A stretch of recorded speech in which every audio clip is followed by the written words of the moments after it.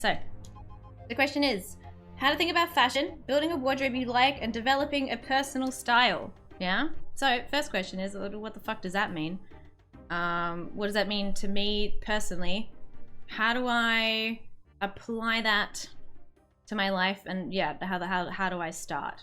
Right? Because like I feel like when you hear personal style, it kind of feels like this like mythical being of like, either it's someone who works in fashion and they know, you know, they're on top of trends, they're an influencer or something like that.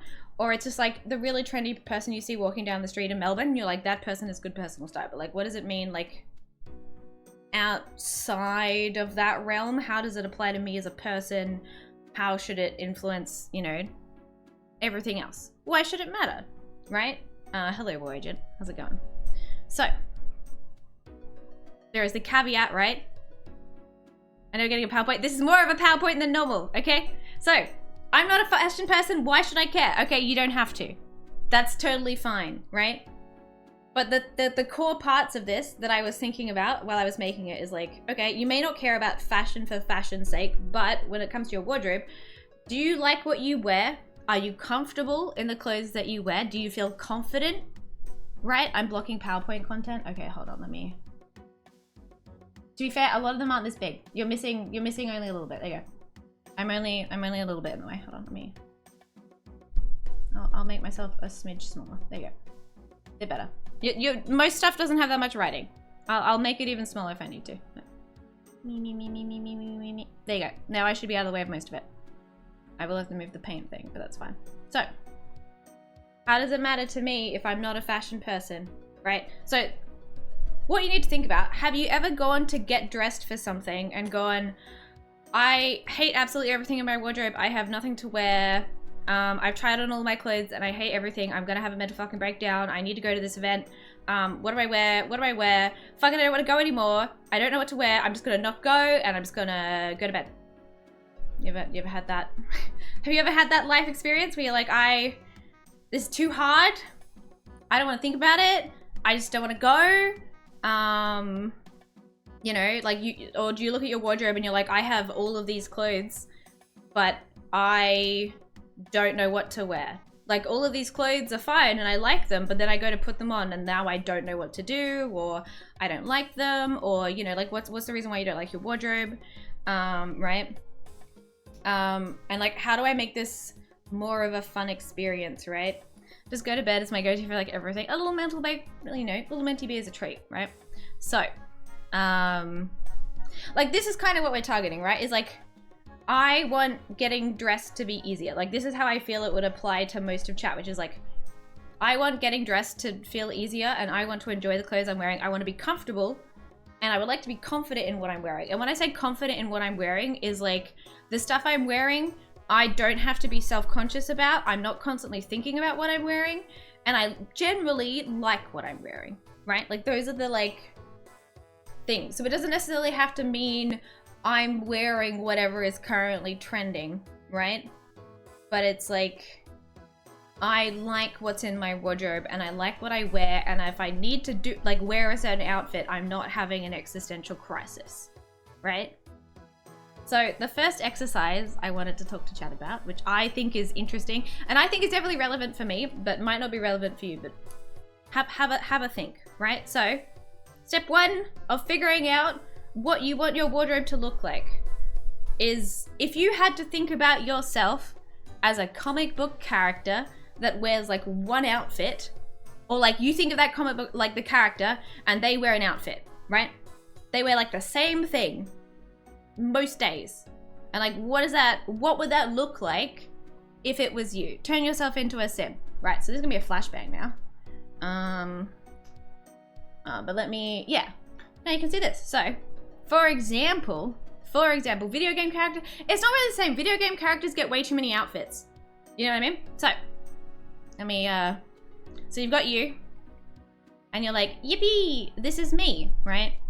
And so if I was thinking about it, right, it's like, what do I wear on a regular basis all of the time, right? Which for me would be a long black turtleneck, right? I'd wear a long black turtleneck Like if I'm picking my uniform of choice, and I would probably wear a long black skirt, right? And then I would probably wear runners. I'd be wearing my black runners or my black boots, right? Like that's my comic book wardrobe. That's what I'm wearing. That's what I'm wearing day in, day out, right? And I'm not mad about that, right? Yay, yippee. I can see the apple, but I cannot for the life of me picture myself. I must be all black like the void. I mean, yeah, whatever works, right? I miss being able to wear turtlenecks. You can't wear them anymore? You can't wear them anymore? Is there a reason why you can't wear them anymore?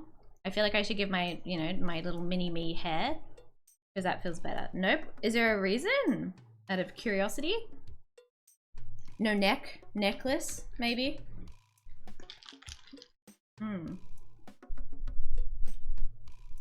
Oh, I get that, Ara. I get that. I like wearing turtlenecks, but it can't be too tight. So I feel you. And that is an important part of this. Got too swole. Yeah, so I don't, you know, if you're, I do find this very funny as I chose to wear a black turtleneck for stream today and I was like, yeah, it's very funny. Right? But it's like, in the scheme of things, you want to think about, if you were a, you know, cartoon, little funny little character, what do you wear all the time? And then the second thought to that is like, do you like that? Are you happy with whatever you've chosen to wear all the time? Or are you just kind of wearing it because it's there and you're not really happy? In which like you want to find something else to be wearing, yeah? Like you're looking for something else you don't know. I wear colors I don't even like. Is it therapy? No, we're talking about wardrobes, okay? We're talking about wardrobes. It's not therapy, okay? Because it's just not for me. You know, oh, I need to look at my next point. Okay, so, you can also think about another thing, right? Which is what categories your wardrobe goes in. Because you'll have aspects of your life, right? That are, you can like segment your wardrobe into sections. So you can have like your work clothes, right?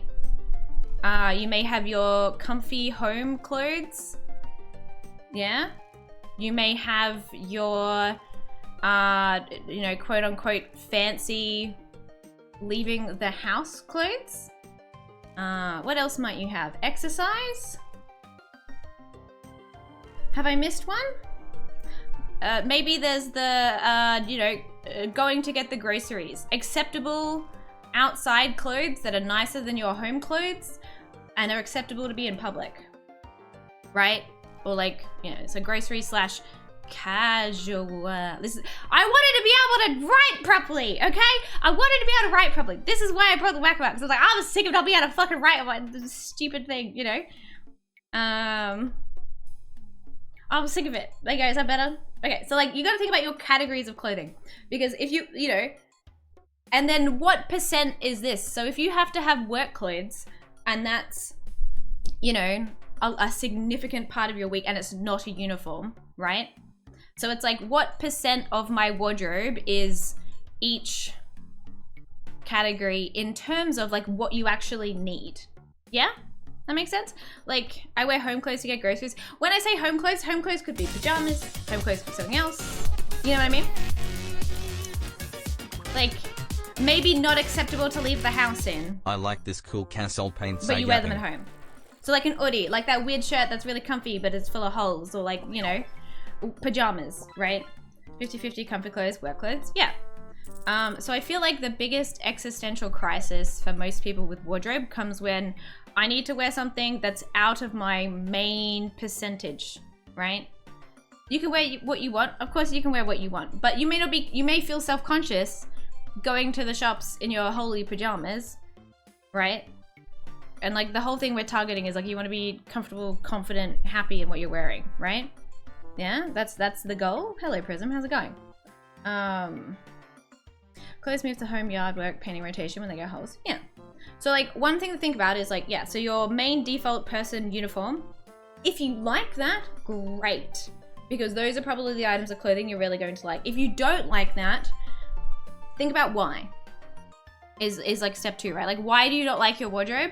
Is it you just don't like the colors or anything else, right? And so when thinking about redoing your wardrobe or trying to do something new, there's an important thing to think about, right? Which is like, you've got your little categories of life. So you've got your home percentage, you know, you don't actually have to do percentages, but like, think about your life and your categories, and you want clothes to wear for those. So if you are 90% of the time wearing casual clothes at home or in a work uniform, you probably don't want your wardrobe to be 90% like wedding attendee clothing. You know what I mean? Like, if that's all you have to choose, you're not going to want to wear that to the shops or whatever else. You know what I mean? Also, membranes, did I say welcome back properly? I don't know if I did. But like, do you get what I mean when I'm saying that? Because it's like, you want your kind of ratio of clothes that you wear for your categories to kind of be reflective in your wardrobe, right? What if your job is wedding attendee? Then it makes a lot more sense, right? But if you're, you know, work from home 90% of the time, you don't need to have a full wardrobe full of office clothes, right? Like think about how it applies to what you have. And when it comes to rebuilding your wardrobe, and I will kind of come back to this later, will be more important. You versus the ideal version of you are two different things. And I feel like we often have a dream version of ourselves when you go shopping, at least maybe for my ladies more so. But there's kind of like, there's an ideal version of you that you're thinking about that might wear these clothes, but you in reality don't actually want to wear them. Whether it's because they don't fit, because you're like, maybe I'll fit into this later, but you don't. Or like, maybe it's like, oh, I'll wear this to a fancy party, and then you don't go to fancy parties. No, you can, but this is always going to be a thing where like, fashion is heavily marketed towards women in a very different way than it is to men. And so that is something you'll have to like, think of, right?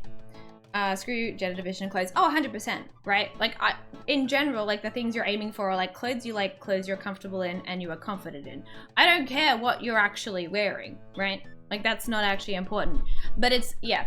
I feel like a lot of the crisis a lot of people have in the wardrobe is when you have a lot of clothes for specific purposes, but you don't do any of those things. And hence, you go to get dressed and it's like, I'm overwhelmed because everything I'm looking at I don't actually want to wear. And there's maybe 3 things in here, so I feel like I have nothing to wear because everything I'm looking at is for a different purpose that I don't need, right? So we go to like a realistic wardrobe, right? Realistic. What is important to you about fashion? Is it the fit? Is it functional? Is it color? Is it comfort? Is it material? What is the weather like where you live? Do you overheat? Are you always cold? Do you need layers? Like, think about the functionality of you as a person and you for your clothes. So if you're always cold, you probably want layers. You probably want thicker materials, right? If it's always warm, right? You're probably gonna want things that aren't making you sweaty all the time. Yeah? That's, like, don't be, like, for me in Perth, I don't wanna, you know, I don't want to be wearing, I don't want to have a wardrobe full of coats because I don't wear coats. It's not cold enough. Huh? Sentence that should be including the word clothing. Where? What did I miss? I said something, I'm assuming? I don't know, I've missed it. English weather is so anti-fashion. I disagree because you guys get to wear layers, but I guess it depends. The grass is always greener on the other side, right?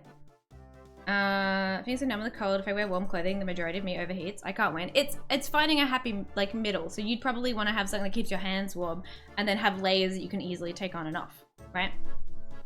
Alright, I realize the order I've done this in, and I'm like, do I want to do this bit, or do I want to go back to this bit? No, I'll do it this way. I'll follow the plan that I've given. So I'm giving you a whole bunch of things to think about, right? So this is actually quite important.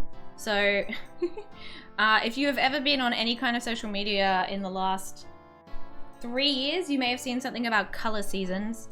I personally would tell you to ignore color seasons. I really don't give a shit about them personally. I don't think you should be told which colors look good and bad on you based on some kind of algorithm. I think you should figure it out for yourself, right? You know, and so I also, in the same way, like I don't want to be told how to do something really efficiently in a game if I'm enjoying the way I'm doing it. I don't want to be told specifically what colors you know, kind of like on an algorithm way, looks best on me if there are other things that I like, and I don't want to be told that they're not the most ideal if I enjoy them, right? So if you've never seen color seasons, it's like this shit where it's like, you're a bright summer, right? Or something like that. In which I'm like, I get it, but I wouldn't follow it this way. Color analysis. Yes, the way I would do it, so you DIY your own color season, is I would look at your wardrobe, right? Go through the wardrobe and go, okay, what colors do I like in my wardrobe that I have most common in my wardrobe, right? So for me, it's black, white, like dark red, blue, yeah. You know, I got a little bit of, I can't bother selecting colors, but I got like some emerald green in there, stuff like that, right?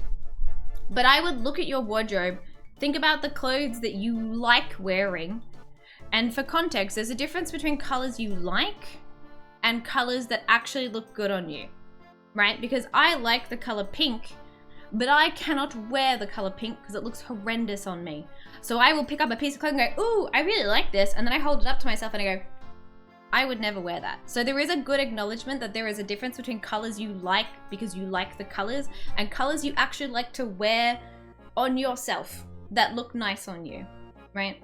And the easiest way, if you don't wear a lot of color and you want to wear more color but you don't know which ones, is like go, like obviously I have a bunch of fabric so I can just hold it up to myself. But like my recommendation is essentially like go into a shop, try something on in certain colors and be like, do I like how this looks on me? Is this a color I like? Does it make me look sick? Does it make me look alive? Because a lot of what the color analysis is essentially all they do is get the color and put it next to your face in a piece of material and go, yeah, that looks quite nice. Or, it makes you look sick, or it brings out the pink in your face, or like whatever it is, right? I've never been told it looks good on me, so I wouldn't know what colors go with me. It's something you have to think about. It's something you have to think about. And it's not necessarily something a lot of people think about. Really, a lot of people go, I like the color, I'm gonna, you know, I like the color for the color. And then they actually put it on and go, why do I feel like I just don't look that good? So the kind of the existential crisis you get when you try the stuff on in your wardrobe and you're like, I put this on, but like I don't really like how it looks somehow. And I don't know what's wrong because I like the color, but I'm looking at myself in the mirror and I'm going, I just don't feel like it looks that great. It could just be the color of the thing is not right, you know? I probably can't help you with that because my biggest tip for this later is getting a mirror and going through your wardrobe. And looking at what you actually like and then trying it on, and do you actually like how it is on you? Because like a large part of like clothing for people is not just the color, but like the comfort. Does it fit right? Do I, you know, do I really like this jumper, but I go to put it on and every single time it pinches you in the armpits and so you take it off and you never wear it anywhere? That's probably not a good fit for your wardrobe, right? And you probably don't want it. You probably want something else. And that's something you should keep an eye out for, right? When you're looking for other things. So my biggest recommendation is like go through your wardrobe, figure out what colors you like in your wardrobe, but make sure you hold it up to yourself and make sure that you actually like it on you. And I do feel like the easiest way is to at least initially look at your wardrobe because you are obviously usually drawn to things that you like. And so you're way more likely to have colors that you like, but maybe they're slightly off. Maybe you've got a bunch of blue clothing, but like none of it kind of looks quite right. Maybe it's the wrong type of blue, in which you just kind of have to experiment. Go to a shop, you know, with a bunch of different things and just like figure out what kind of blues you like and then maybe take a photo of it and be like, this color, I like this one, you know, XYZ. So you remember, you know, what things you do like and what things you don't. Black shovel cat hair makes you look like a crazy cat person. Then that's great for you. How you doing, Rod? Rod on a train. Okay, so another thing, color, number 1. Number 2, what is it made of? And I also need to pull the blind down because it's beaming me in the eyeballs. So give me a second.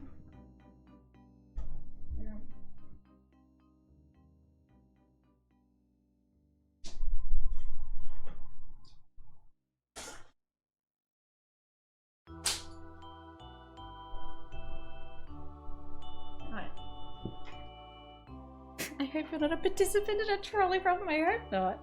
You know, survival horror for colorblind people like me, but at the end of the day, I still do the same thing, find what feels right. Yeah, and I feel like if you know you're colorblind, you could always ask for help. I don't think it hurts to ask for help, right? Through stuff about what matches with colors when I like them. Yeah, and I feel like, you know, your best bet might be like, hey, I really like this. And if you aren't sure on what color it is, because I don't know what kind of colorblindness you have, be like, what's this? Is it the same? Because I know for some colorblind lists, you can get some colors wildly confused. Asking for help doesn't hurt. I know it's hard to ask for help sometimes, but, you know, take a photo, ask a friend, whatever it is, right? But yes, fabric is important because you're never going to wear the shirt that squeaks when you wear it. Like if it's like super starched or polyester and you hate the sound of it and it rustles and it annoys you, you're not going to wear it. You want to be, at least to a degree, somewhat comfortable in your clothing. Or you're someone who's comfortable with being uncomfortable. Which I feel like for my target audience of my Twitch chat room is probably not that. You know what I mean? Or staticky. Staticky can be fixed with a spray. You know? You can get an anti-static spray that does work very well. It can fix things. That's great, you know?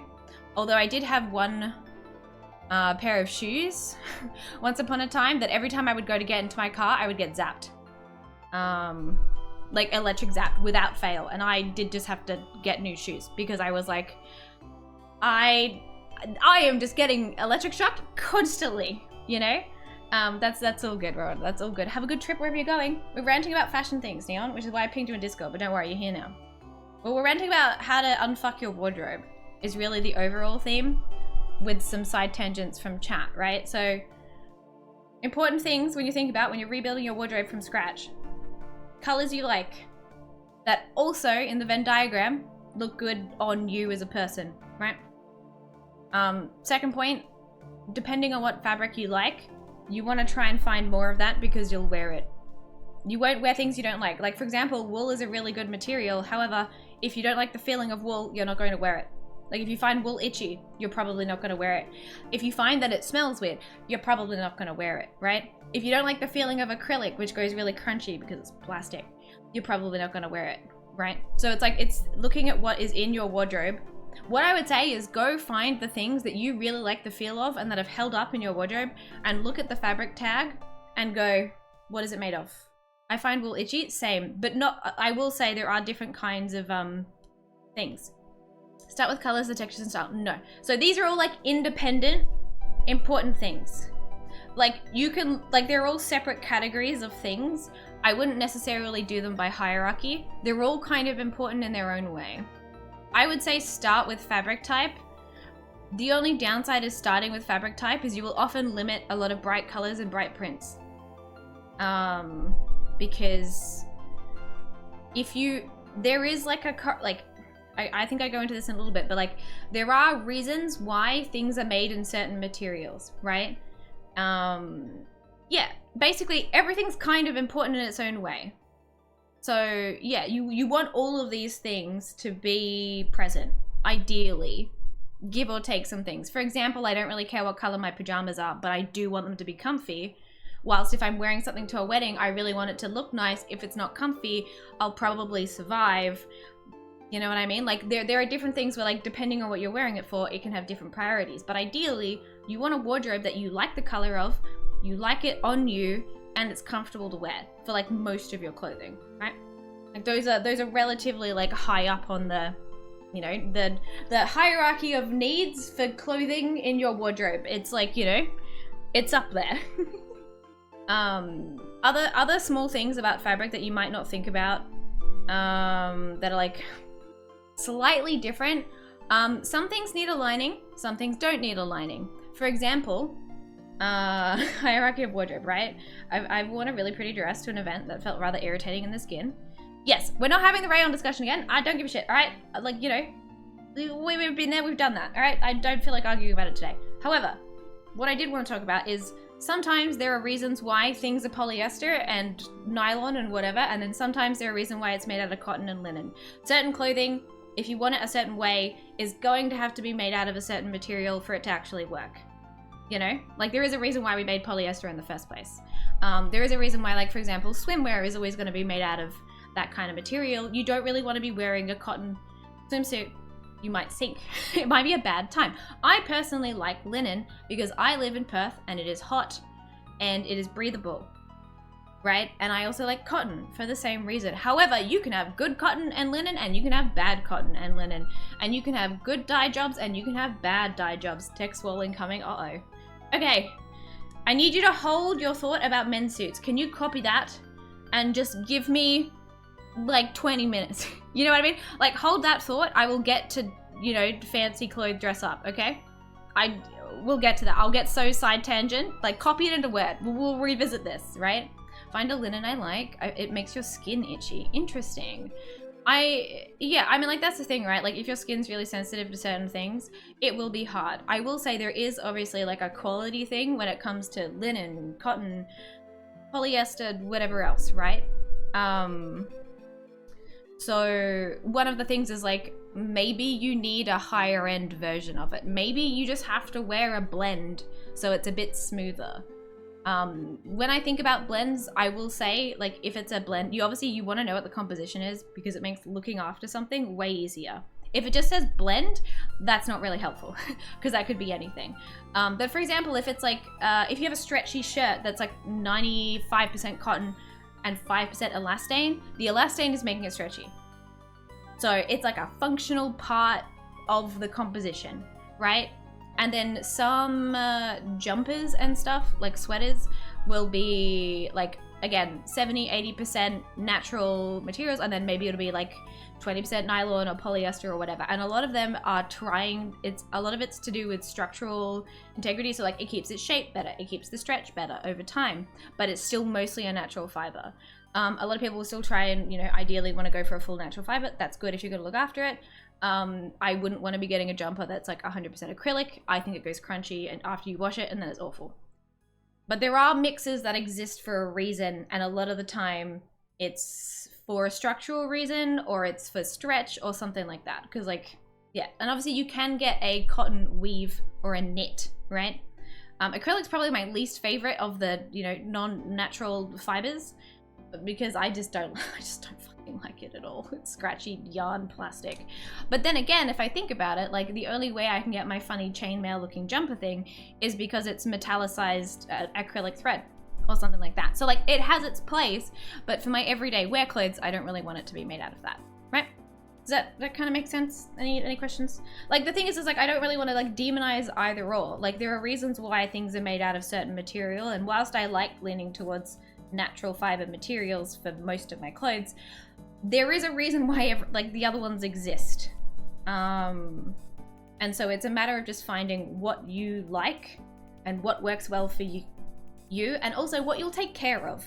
Like, for example, silk is a really nice material, but you have to wash it very gently. You have to look after it.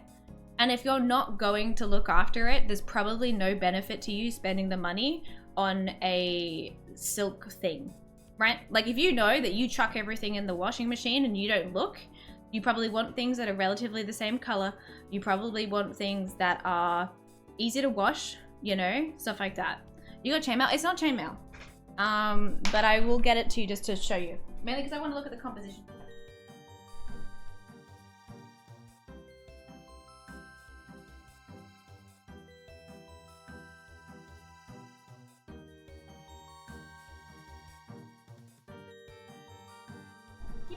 So, I have this jumper, which I use for my fake chainmail look, right? What it looks like, close.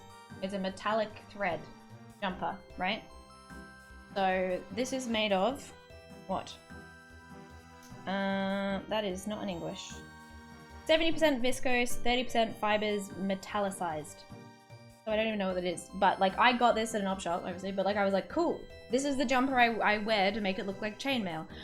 The thing is, it's metallic thread, you know, it's going to be it's going to be polyester, it's going to be viscose, whatever. Like, it's one of those things where like, you can't really do that with like a cotton, you know, or they paint over the top, which obviously is worse in my opinion, right? So like, yeah, you know what I mean? So all my clothing goes through the dryer. I'm not getting silk shirts. Yeah, so that's the thing. Like, you kind of have to also, like, a factor is like, are you going to look after it? Are you going to look after your clothing is a big thing in terms of like what you end up getting, because obviously the better you look after something, you know, the longer it'll last for you. And some things do need a little bit of care. Some things need way more though. Can you wear that on skin? Yeah, I can wear that on skin. It's not that bad. It's not like, it's not rough. This might bother some people. It's not rough. It's just, I wouldn't say it's soft. I normally wear like a cami under this if I'm wearing it without like something else. It's fine though. It is. The only bit it kind of bothers me is on the neck if I'm wearing anything else on my neck and it like moves. It can be a bit irritating, but it's not too bad. You know, overall. So, you've got those in mind. You've cemented those into your brain, right? What do you do now? Where do you go from here, right? On fixing your wardrobe. So, first step, you know, we're thinking positively. We want to find things that we like, yeah? And the first thing I think a lot of people would go is, I'm going to clear out my entire wardrobe. I'm going to start new. I'm going to chuck out absolutely everything. And, you know, get rid of everything. And my answer would be, no, don't do that. Don't do that. Resist the urge to, I guess, purge your wardrobe, okay? Resist, at least for a bit, right? As someone who has gone through many wardrobe purges and everything else, you know, this is what my recommendations would be, all right? I'm just gonna move this little funny picture of me into the corner because I think it's quite funny. All right, so it's me and my wardrobe. How exciting, right? So what I would recommend is you want to split your wardrobe into categories, right? So depending on what season it currently is, the main ones in Australia is you probably have your winter stuff and you have your summer clothing, right? Those are some pretty easy categories. You have the stuff you typically wear in winter, the stuff you typically wear in summer. Maybe there's a third category of all year round. Doesn't matter what time it is, you're finding time for it, all right? You're wearing it all year round. Chat, listen, I'm trying to teach you something, all right? Stop bullying me, for fuck's sake. And then obviously I feel like you sort your categories into your life categories, like from there. So you go, okay, everything I need for my day-to-day life, because I don't want to get into a scenario where I don't have clothes for things. So things I would think of is, we've got active wear, right? We've got active wear. We've got PJs, something to sleep in. Doesn't matter what it is, or something to, I don't know, whatever you need, right? A big thing to clear out though, I will say, is socks. The amount of sad socks I had that I got rid of at one point, because I was like, why the I don't wear these. Quite literally, I don't wear these. I hate these, right? Yeah, socks, undies. That's one, I would separate your wardrobe into, you know, your categories of clothes. So separate, like make a pile of your activewear, make a pile of your pajamas, your socks and undies, etc. I would then also consider your other categories of life where you may not wear this all the time, but it's maybe something you need to have in your wardrobe. And or if you don't have this in a wardrobe, it's something to add to a list, right? So obviously you have your work clothes, whatever you wear for your job. I would say shoes, definitely make a pile of your shoes and be like, do I have, you know, work shoes, a nice pair of whatever shoes for going out? Do I have runners? Do I have flip-flops, or what, like whatever you need for your day-to-day life, right? You'll know your own categories for these. Shoes will often last a lot longer than anything else aside from runners. So I wouldn't necessarily say purge them. Also, shoes are quite expensive. So I would definitely say don't, you know, throw out a bunch of your shoes. They're quite expensive generally, right? So, and they will last. If your shoes are falling apart, if they're literally deteriorating, stuff like that, then you're like, all right, cool, unless you're buying cheap Kmart shoes. I would always recommend spending a bit more on shoes, but I also have weird feet and can't really wear Kmart shoes, so, you know, I'm always going to buy a higher quality shoe. Buying a nice shoe, I feel like is well worth the money. Yeah, but I also have odd shaped feet, and so I end up spending more on them anyway. But the other categories, right, are, so depending on your life, right, you want something nice. So you've got something for like a lunch, you've got something for like a party, like something relatively nice, something you could wear out to a lunch, something you wear to a party, something you could wear on a date, you know, something nice that you feel good in, right? You also want to have, right, outside of your work shoes, just some nice casual clothes, right? Day to day, live in the house, whatever else. I'm not assuming anything, Lander. You just need to get your shit together, right? Not everything in my PowerPoint is about you, okay? I pinky promise you, it's meant to be very general. I promise you don't have to reply to every single one. Like, it's okay. They're not all going to apply to you. It's for the entirety of chat, okay? I promise you, alright? Just take what's relevant to you. I'm not trying to bully you. You're responding to everything. And I'm like, listen, I understand that it's not all going to be relevant to you specifically. I'm trying my best, okay? Don't make it general. I'm trying. But, you know, yeah, like a birthday dinner, or like you just want to wear something nice. Like something that's like slightly nicer than your casual clothes, right? And we then we would say I have formal wear.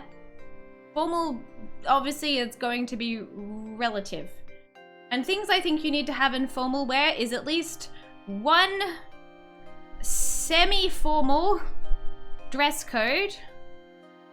Semi-formal dress code, right? And then maybe one times formal.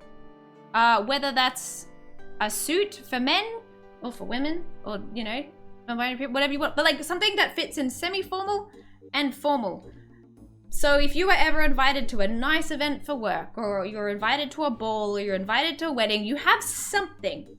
And then obviously you might need to have a summer and a winter, right? Whether that's just adding a jacket or not, whatever, right? There's that, yeah? My other recommendation, which sounds a bit morbid, but something to wear to a funeral. I will say the worst wardrobe dilemma ever is needing to attend a funeral and going, I don't have anything to wear to a funeral. That is something you never want to have to think about. And I would say having something in your wardrobe that is just like, if I have to attend a funeral, that's what I wear. It is nice to never have to think about that. Even if it's a plain black dress, a plain suit, whatever it is, it's not something you want to think about, but you do want to have something in your wardrobe that you can wear. It's, so it's not normally something you have time to buy for. It's not something you want to have to buy something for either.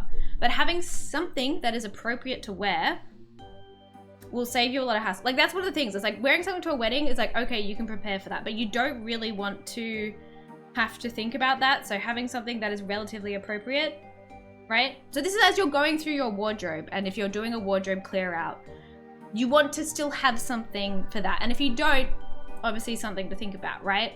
But that's something on the list where it's like, I don't want to have to think about it in the future when I need something to wear. I don't want to have to stress about it. I just want that sorted and to have something available, right? Whatever it is, yeah? Like, oh my casual clothes. Well, it's just a thing where it's like, you know, something respectful, something appropriate for whatever it'll be, right? And yeah, something to wear, you know, if you're last minute invited to something nice, that's something good to have. If your job requires you to have a hell of a lot of business clothes or something, or you need to have a uniform, or you need to have a certain percentage of clothes for like whatever, obviously tailor this to you, because if you have to go to a bunch of work events where you have to wear something kind of formal, dressed up all the time, cocktail attire, whatever, you probably want to have those in your wardrobe, and you probably don't want to get rid of them, right? That kind of thing. So when you're clearing out your wardrobe, those are kind of categories to keep in mind, right? Business casual. Yeah, whatever the dress code is for you that you're going to have to wear commonly, right? So then next step, right, is, for example, you're doing this in winter, right? I would then take your summer clothes and assume, like, okay, if you're doing this, I always advise doing a wardrobe clear out where you have a shit ton of time. Like, do not try and do a wardrobe clear out a week before you have to move house, all right? Because what I would do is I would put those summer clothes that you have in a box. Put those in a box, right? So they're out of the way and you've kind of just got your either winter or all year round clothes. Different types of dress code based on areas. Yes. That's always a thing, right? But having something for, like, at least I look at my wardrobe, and maybe if you're missing these things, there's something to note down. So if you look at your wardrobe, and like I did the other day where I was like, I have nothing to wear for technically cocktail attire. So when I go op shopping now, I'm like, ooh, if I see something that I like that's cocktail attire, that's quite literally a gap in my wardrobe. So it's something to keep in mind, like when you're going through your wardrobe, like, what am I missing? When am I having my existential crisis panic moments, and why is it? And is it because I'm missing something, and that's something I want to look out for, right? So I'd put your summer clothes in a box, right? Or in a bag, or in a vacuum seal bag, or actually vacuum seal bags. Top tier. Top tier. Love vacuum seal bags, right? Very good. You get like an IKEA bucket box, get a vacuum seal bag and put the stuff you don't want in there, because then it'll be safe from moths as well, right? You can keep your all year round clothes, and then I would go through the remaining things of your winter clothes and your all year clothes, right? And then go, okay, do I like these? Yes or no, right? Do I like this thing? Yes or no, right? And then from there, why? Because the why is important. Do I like it? Yes. Okay. Why? Cool. Add that to the list of the things I like. Maybe it's the material. Maybe it's the color, you know? Take note of what you like, because that really helps you when you want to figure out what else you might like. Because if you try it and go, this makes me feel great, I love how it looks, I like everything else about it, this is like my 10 out of 10 item, you probably maybe want more of those. So it's like, what is it made of? What color is it? What's the style, right? Of the thing that you really like. Because that'll help you. Knowing what you like is just as important as knowing what you don't like in your wardrobe, right? If it's the no, it's the same reason, right? Is it the fit? Is it the material? Is it something else? Maybe you just don't like it, right? What if you like the taste of the item? You probably don't need more microplastics, okay? You know? And then take notes of these, right? Take notes. It's an F. It's an F, okay? And these two things will help you, clear things out. And I would say, if no, I would say also put it in a box. Do not immediately run out and donate it, right? Do not immediately run out and put it in the bin or donate it or whatever. There you go. Because you may go like 3 weeks later and go, oh my god, I needed that. Fuck. Now I have to go spend money because I didn't realize I needed it and I didn't think about it at that particular time. And turns out I do actually need it. And now I feel bad, right? Now I'm like, fuck, I didn't think about that scenario where I needed this thing that I had and now I don't have it and now I have to spend money again. So obviously you don't want that, right? So I highly recommend also putting that in a box with your other clothes, right? And so if you go, this obviously is requiring time, but this is the Kate version of the Marie Kondo. I would not say, does this bring you joy? Because there's a lot of clothes that bring me joy and like shopping stuff brings me joy. But that doesn't mean I need it in my wardrobe. So that method never really worked for me because I was like, of course it brings me joy. I bought it, it's shiny, I like it, it's in my wardrobe. But like you have to think about all the other things. I don't care about if it brings you joy because for me personally, all of the clothes bring me joy. It's fine. I also, don't want my wardrobe to be exploding. So I would say put these away and then wait until it becomes the next season. And so you can go, did I wear it? Right? Did I wear it? No? Do I foresee myself wearing it considering I didn't wear it for that entire season? No. And then, yeah, okay, don't donate, give away, etc, you know.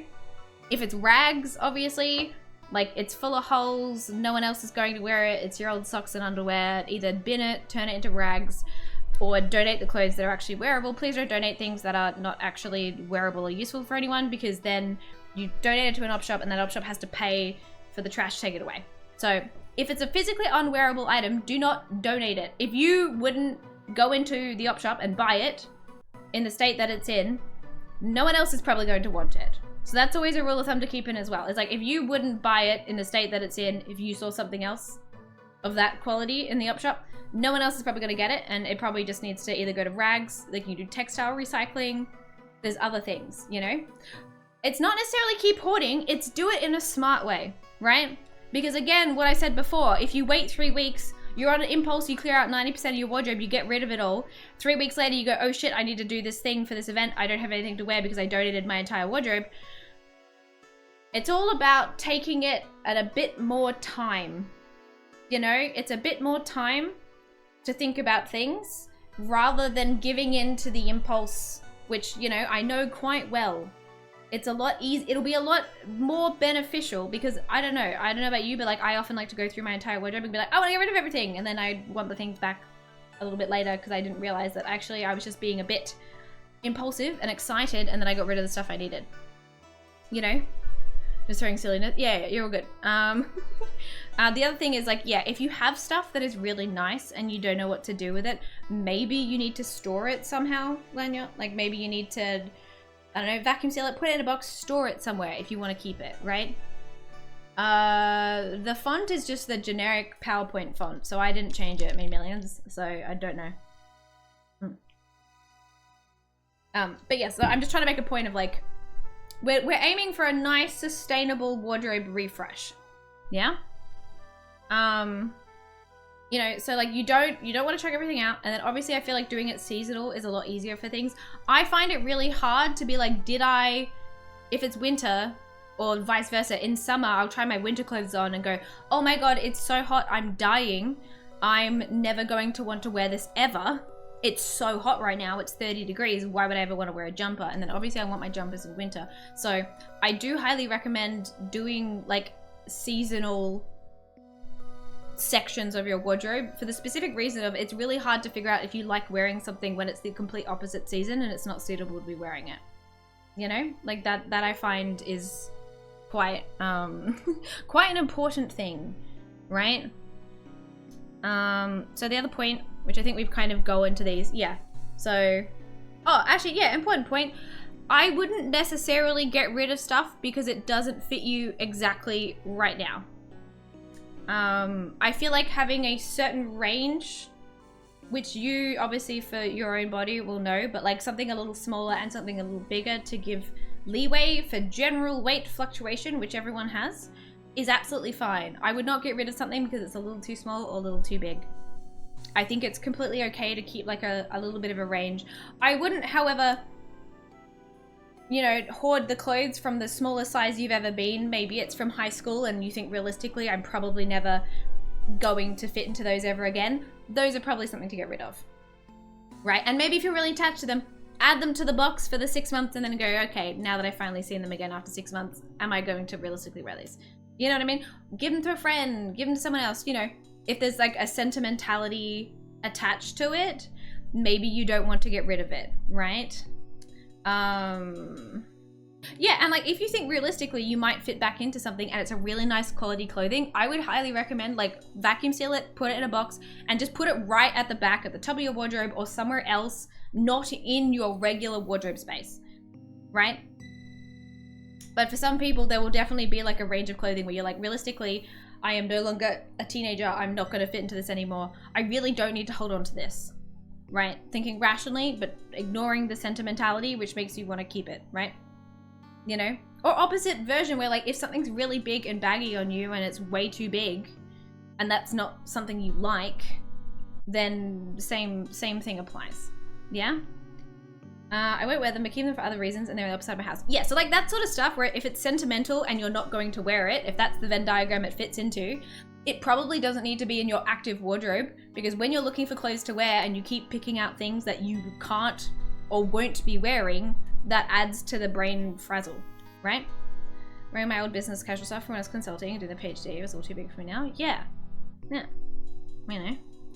I think I've been over this. Yeah. Your categories of life and your percentage of wardrobe should be fairly similar, right? So to give an example, I have a lot of shirts, right? I have a lot of tops, a lot of shirts, because I will wear like the same pair of pants, but I like to appear that I'm wearing different outfits to stream. So I like to have a nice variety of different kind of shirts, because that suits my wardrobe, because for my work uniform, I like to have a bunch of different shirts that I can wear. So I'm not wearing the same thing, although I've been wearing a black turtleneck for most things recently, but like, you know what I mean?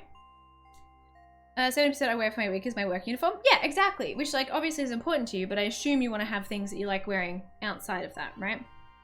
I will say vacuum seal and store, and also moth protection stuff, okay? I'm telling you, even if you put it in that, put a moth thingy in it, whether it's a moth ball or like the sticky thing or whatever. They get into everything. Doesn't matter. Like, better safe than sorry, especially if it's stuff you like, right? Put a moth trap in it. Especially if you're putting it away somewhere you're not going to look at for a long time.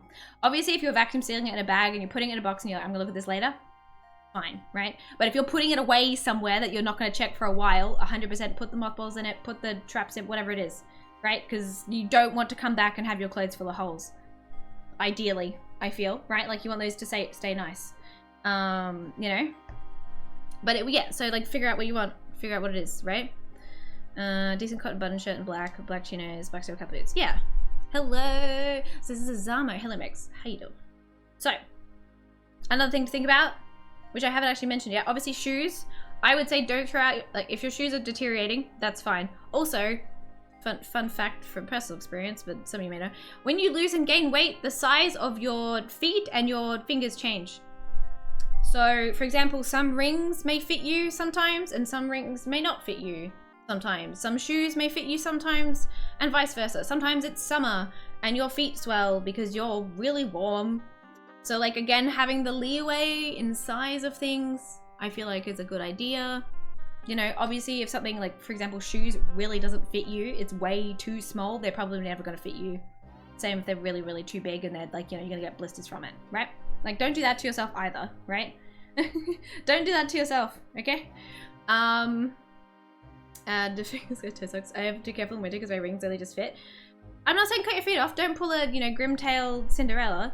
But what I'm saying is, like, remember that your body does change a bit, and, you know, over temperature and the year and whatever. And so just because it doesn't fit you in the middle of winter, you know, some leeway is good. Do not throw absolutely everything out, okay?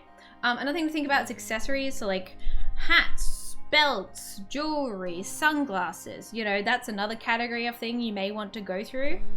You know, and depending on what you have, or maybe those are things you don't have. Ready one for day. I've been telling you the whole time, do not throw everything out, okay? That was rule number 1. Do not chuck all of your shit out, okay? Do not. Right? Do not throw everything out. Do not throw everything out. We have metal hardware. Oh, do you have like metal stuff in your ankle? But yeah, oof. Oof. Or do you mean like metal hardware, like your ankle swells where like this, like a buckle would be on shoes, which does suck. Surgery? Yeah. Don't, oh, for 1 foot down. Yeah, don't cut your feet off, okay? Don't do it. Bombarded with jewelry stacks at the moment. They're also tempting, but I feel like it's gonna be a garbage costume stuff. I will get back to jewelry right at the end, okay? You did say to vacuum seal it. That doesn't exclude cutting off first. The clothing, not the feet, all right? Leave your, you know, limbs attached to your body, please. So, to summarize, I think you guys got this right. To clear out your wardrobe. Sort it into sections. Sort it into seasons. If things are rags, you know, get rid of those. Have the leeway, right? That'll be fine, okay? Again, I think we kind of covered this, but make sure you have stuff for certain occasions, right? Casual lunch, stuff for exercising, stuff to attend a funeral, because we don't want to have to think about it, right? Like we've kind of been over this, right? Oh yeah, an unsure pile, put them in a box. If you don't reach for them, obviously put them in something. If you're unsure, put them in a box near your wardrobe and just see if you ever reach for them. See if your brain ever goes, oh, where's that thing? I've still got it, it's in this box, right? And if that doesn't happen, you probably, you know, if you were already unsure about it, you probably don't need it, right? So, how do we start building the wardrobe then? We've thought about it, we've gone through what we currently have. How do we fix it? How do we make it what we want it to be, right? I've been wearing the same Doctor Who shirt for 12 years. It's falling apart. Where do I go from here, right? How do I find something more interesting? Maybe you want to be more interested in style and you don't want to wear a black shirt and jeans for the rest of your life, right? You know, where do I go from here? Yeah? So, inspiration time. Way to call out your own brother. I try really hard to get clothes for him, okay? I'm trying. I'm referencing my sibling, yes. So, what do you like? What are you interested in? When you see people wearing clothes and whatever, do you know, you're looking at Instagram, you're like, I really like that. Would that look good on me? You know, is it something you like? Is it something you like aesthetically? Right? Looking at Pinterest, inspiration from video games, doesn't matter what it is. Yeah, so like, this is like the, do I like a witchy aesthetic? Do I like a cowboy hat? Do I like what do I like? And then secondary, what do I like, and do I like it on me, or is there some way that I can make it something that I like? Or can I mix it into fashion things? I don't think it's necessarily that it doesn't look good on you, Suga. I think you just, it's a matter of finding things that you like, or maybe it's a matter of having to tailor it or having to dye it to be the right color, but I don't necessarily think that nothing looks good on someone, right? I don't think that's the case. I very much think it's just a matter of finding what makes you feel confident so you don't feel like that. And if it does mean wearing all black, that's okay, right? Find versatile pieces that cover multiple categories. Yeah, exactly. Having things that you can wear for multiple different parts of your life is very good. But yes, this is like the inspiration. It's like, if you see someone walking out and about and you're like, hey, that's a stylish looking person, I love their outfit, I'd be thinking about it and going, well, what do I like about their outfit? You know? Is it a certain thing? Do I just think they're an attractive person and they're basically a walking coat hanger and anything they wear would look good? Is it something specifically about the outfit that I would like for myself? You know, like think it through. Because the example of falling for ads is like, some people will make every single piece of clothing look good. And that's great. But then you have to realize that that's not necessarily the reality for when you want to wear something, right? Maybe you're taller, maybe you're shorter. You know, like there are some people who like could pretty much wear anything and they like, you know, think of the model stereotype, right? Where like you could probably wear anything and make it look good, right? But we're looking for things that we like that match with our personality, match with our life goals and whatever categories of life you have, right? You know, you want to find something that fits in that. Rather than just the influencer has sold me, right? Like we gotta think one level further than we normally would, right? Hello, Party, how's it going? So, ignoring trends and micro trends, okay? Don't listen to TikTok when they tell you bright green is the new trending basic color, okay? All right, don't do it. We need to go back to the personal color theory. What colors do you like in your wardrobe? What colors do you gravitate towards? And what things look good on you? I also vote for ignoring the capsule wardrobe because capsule wardrobe is advertised in a way which I feel most of us don't subscribe to. And then also on top of that, if you want to have a capsule wardrobe, you can, but your capsule wardrobe and your basics that you like to wear are not going to be the same basics that somebody else has, right? Like my basics for clothing would be a long black maxi skirt. It would be a pair of boots. It would be like 3 fucking turtlenecks, right?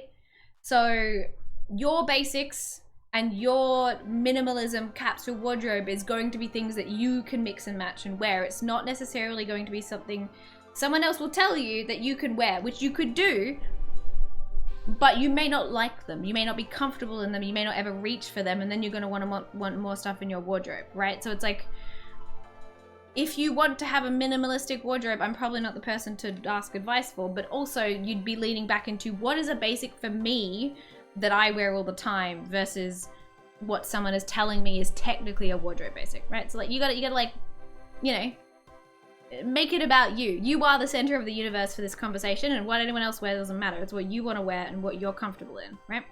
So, how do we unfuck our wardrobe? How do we find things that we like? So, I highly recommend going and trying a bunch of stuff on.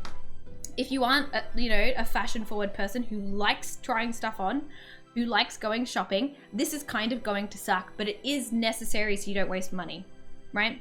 So I highly recommend, obviously, if you like things you see online, screenshot them, save them in a folder somewhere, make a Pinterest, whatever's easier for you. Screenshots probably easier for most people, right?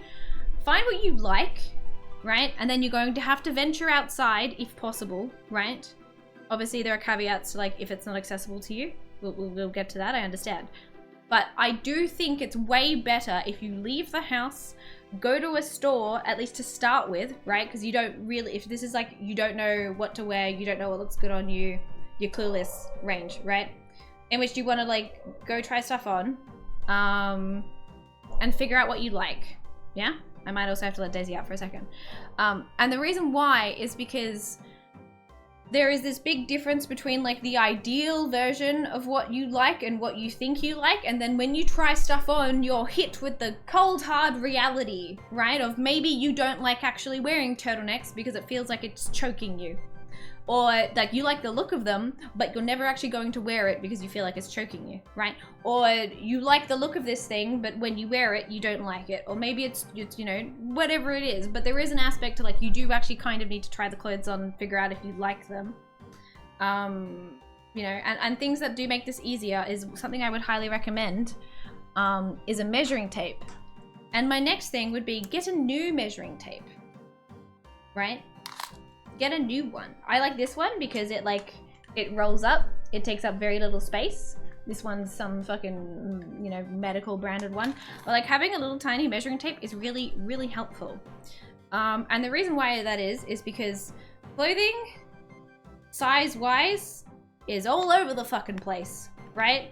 But if you know your general measurements and you know the measurements of the clothes you like to wear, that can help speed run trying stuff on. For example, if you measure your jeans and you're like, the jeans I like have this waist measurement that I've measured and has this, like, rise. So the rise is like your, like, the crotch to butt measurement, like that way. You figure out those ones.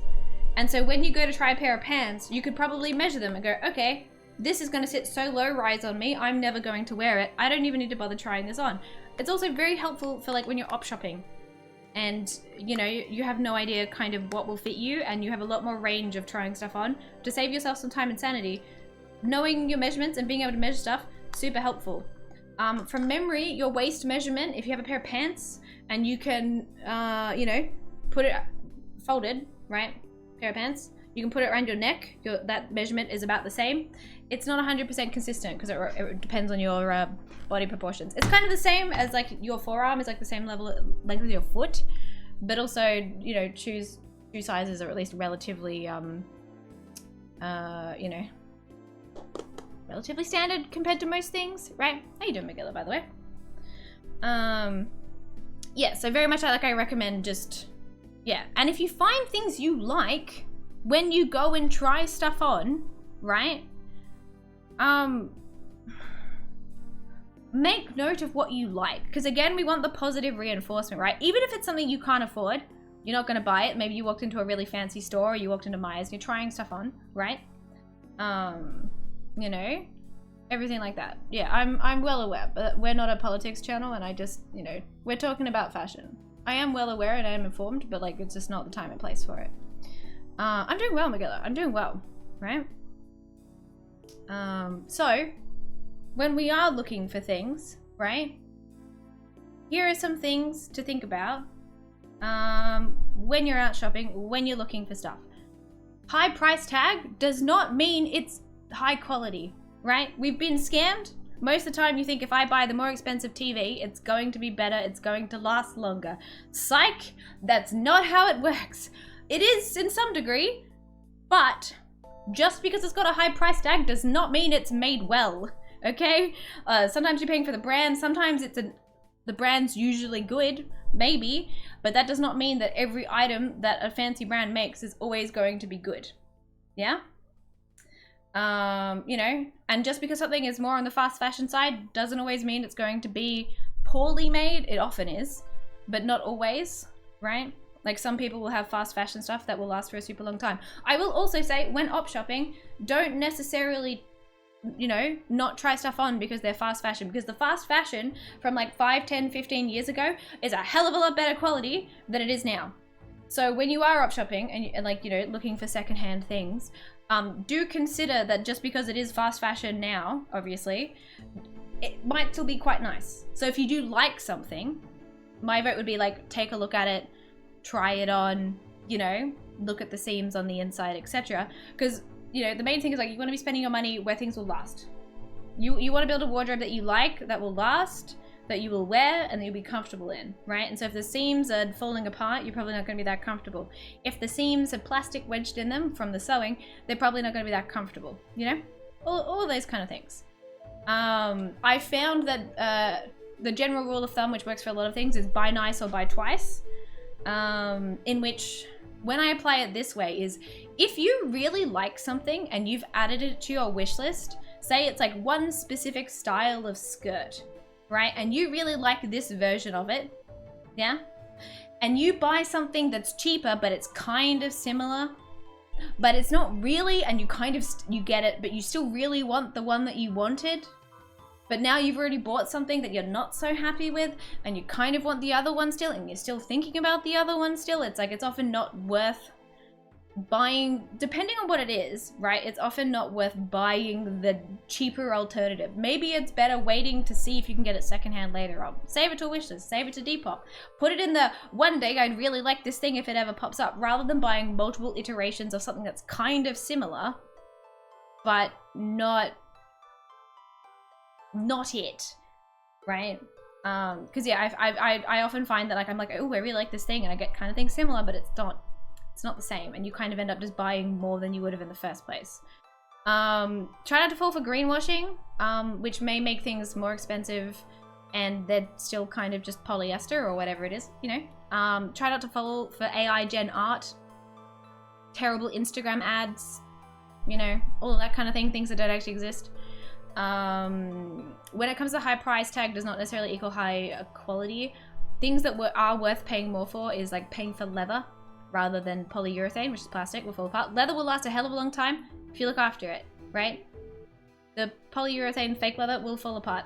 You know, the greenwashing thing of like, oh, it's vegan leather, it's plastic, it will fall apart. You are way better off, and obviously if you're vegan, you may have different opinions to me, that's totally fine, this is my opinion. I would rather have a leather pair of shoes that last me decades than buy polyurethane, which is plastic, which deteriorates after a year or two. You know, I feel like that's more sustainable, that's the smarter thing to do, right? But you may want other things, that's totally fine, right? Other things to like, look out for, does the material make sense for the garment, right? So you know how we talked about polyester? A lot of, you know, activewear is going to be polyester, nylon, elastane, whatever. That makes sense. You know, that makes sense. That's logical. If you want a nice breezy shirt and it's 100% polyester, it's probably not what you're looking for. You probably want something like linen or cotton, right? But like some things, it makes sense to be made out of polyester. We've you know, eviled plastic, but you know, for stuff like that, it often makes sense. So just wanted to, you know, throw that out there. Okay, so next step, you know, where do I get these clothes, streamer? Where am I going? I hate my wardrobe. Where do I start? So, right, to buy denim undies? No. I mean, maybe that's what you're into, Prism, but not for me personally. So, yeah, go to places and try stuff on. Go to your department store, try a bunch of stuff on, figure out what colors you like, because often you don't really know until you've actually put it on your body. So go somewhere, try to avoid big sale days because there'll be lots of people. Go at a quiet time, whatever works for you. Don't go on the Easter weekend. Don't go on, you know, a public holiday for this, all right? Go on like a quiet day where you have the energy and just try a bunch of stuff on. Don't go with the aim to buy anything. You know, treat yourself to a nice lunch or something, right? Instead of don't buy any clothes, but just go and like try stuff on and figure out what you like. go to, like, because I'm assuming, like, with this knowledge, like, you don't know what you like, you don't know what's out there, you don't really look for fashion that often, and so you're just kind of clueless, right? So, like, you might just go try stuff on and figure out what you like putting on your body, right? And then when you find things you like, take a photo, right? Whether it's of the actual item itself, the tag, take a photo on you so you can remember it, right? And then just try things out. But like something like a department store like Myers, David Jones, or whatever the equivalent for you, where there are a lot of different brands and a lot of different things you can try on, is kind of like perfect for this, right? You will be limited when you go shopping like that by season, because obviously it'll be whatever the current season is in stores, but like it'll give you a general idea, right? Of things, essentially. Yeah? That kind of makes sense. You can go to like local boutiques, which I would say depends where you live, depends what you've got, right? I don't know where you live. I don't know what access to shops you've got. Maybe you only have Target, right? Might make it a bit difficult for you if that's all you have access to, but you could still go for colors. You can still figure things out, right? Next, ding ding ding, streamer, I don't want to leave the house. I'm not leaving the house. Ding ding ding ding ding ding ding. How dare you? I don't want to leave. I can't leave. Whatever the situation is, right? Okay, cool. Cool. Okay, that's fine. We can online shop, I'll allow it, right? Caveat. Wherever you shop online, make sure it has a good return policy. Also, please don't buy from Shein. But like, make sure wherever you're buying from, you can either return it, right? For little to low cost, or you can return it in store, or you can do click and collect. Like, don't buy something you can't return online, okay? And make sure you triple check your return policy, because often the Australians get cucked and we can't actually return stuff. Or it costs like 30 bucks to send it back, and then you don't end up sending it back because of the sunken cost fallacy. Or on top of that, they make you pay a restock fee. So be careful when shopping online, and if you're gonna buy a bunch of stuff to try on, make sure you can return it. Ideally, the reason why I put this as a secondary thing, as initially building your wardrobe, is because a lot of the time when clothes are returned, they don't end up being sold again. Depending on where you're buying from, if you've never heard of a restock fee, you lucky motherfuckers, okay? But in some places that you buy from, if you return clothes, not only will you pay a fee to send it back, they will also charge you a restock fee. I fucking hate it. It's stupid, okay? I don't like it. I would not buy from a brand online that has a restocking fee, personally. But it is a thing that exists. So I would be, you know, scanning that return policy, making sure that you know what you're doing, right? Ideally, I don't really like the idea of having to buy a bunch of sizes and send some back, but if you were committed and you'll send it back, whatever, right? You know, do what you gotta do to get things that you like. But also keep in mind, like, are you actually going to do it? Because I know that, you know, in my uni days, I would buy stuff and go, oh, just return it. And I wouldn't. So, you know, keep that in mind of the realism of like, will I actually return this, or am I just going to put it in the corner of my wardrobe and not think about it, and then eventually get rid of it in a, you know,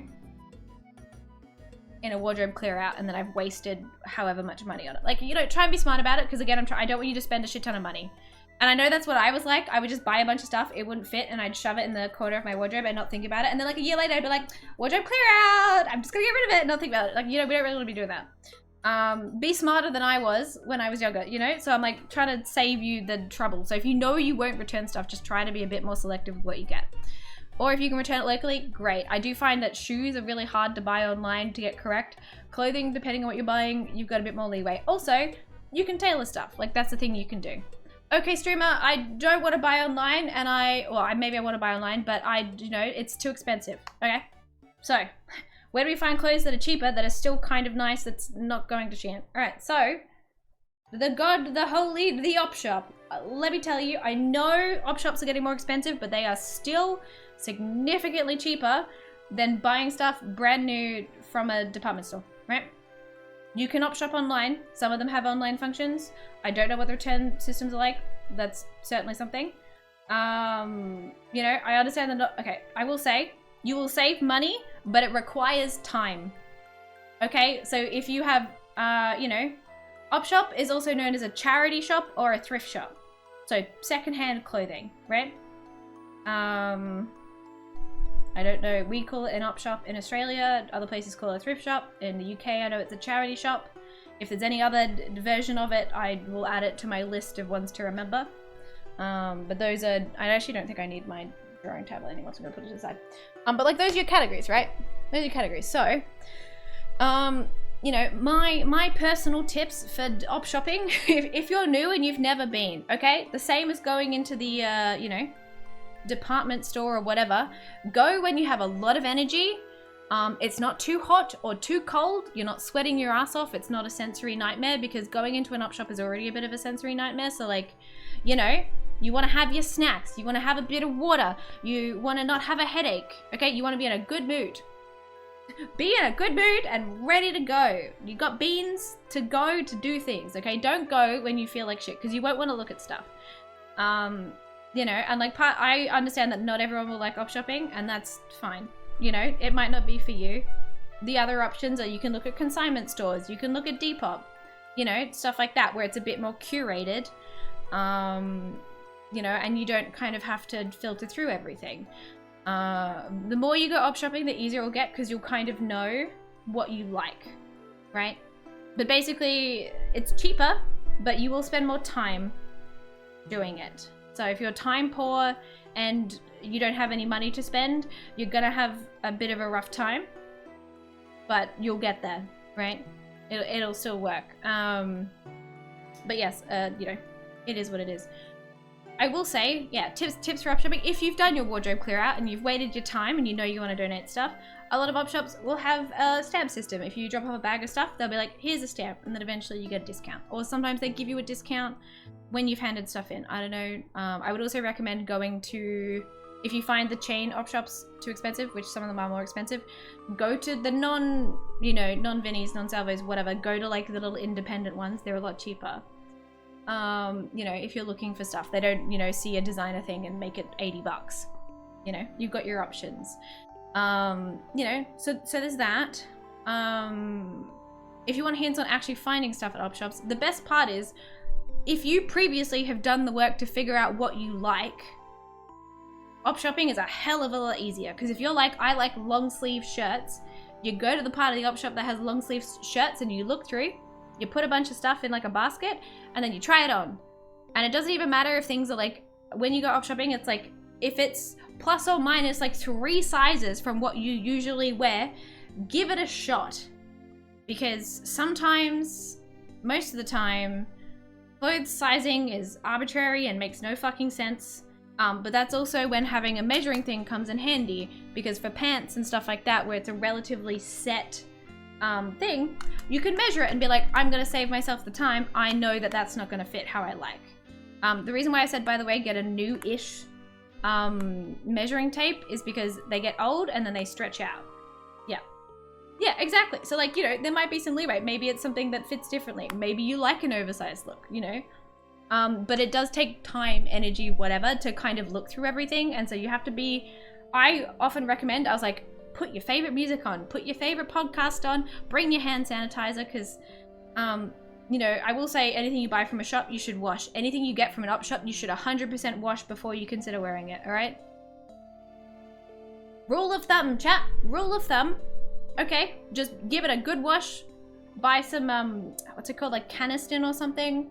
Put that in there as well. You never know where it's been, what it's been mixed in with, okay? Give it a solid wash before you wear it, okay? Thank you. If it's dry clean only, do what you can, but like, you know, within reason. Make sure you always give it a wash, right? So, and then next one is, oh my god, streamer, where do I need to find clothes, but I really have a minimal budget. Okay, other options. Other options, okay? Clothes swaps with friends. That's what I used to do a lot when I was in uni. I had a big group of friends, and every X amount of time, someone would organize a clothes swap. So everyone does their little funny wardrobe clear out for the year, and then you bring all the clothes there. Everyone kind of pilfers through everyone else's bag of stuff and tries stuff on and gives it a shot, and anything that, you know, nobody wanted to take home with them would get donated to like a women's shelter, or like there's one that was like business clothes for women or something like that. And it's like a really fun thing to do with friends, and you get to swap clothes, and then everyone gets to clear out the wardrobe together, and it's kind of a nice symbiotic system. Obviously, if you have no one to do that with, it's probably not an option, but maybe family or friends, someone in your life might be getting rid of stuff, and you might be able to be like, hey, can I have a look, right? There's also church op shops. There's also the hell of Facebook Marketplace if you have the energy to deal with it. But there's a lot of stuff on there. You can bargain with people. I will say learning how to sew is expensive. Don't believe anyone who goes, just sew your own clothes. It'll be so much cheaper. Not only is it usually more expensive, it's also very time consuming. And, you know, I've been learning how to sew for quite a few months now. And it is, I'm still not making things that are of a decent quality. So like, you know, like don't jump into the thing of, you know, I'm gonna learn how to sew and it'll be mysteriously cheaper. Unfortunately, it is definitely not cheaper, you know, especially if you're buying all your fabric and stuff firsthand. There's a lot that goes into it, right? So, you know, being able to tailor stuff, however, knowing how to use a sewing machine will open up your options significantly, right? Significantly. So yeah, so it's like, then we have the other category of I need fancy things, but I still don't have money to spend on it. Okay, cool. Consider borrowing from friends for fancy event stuff.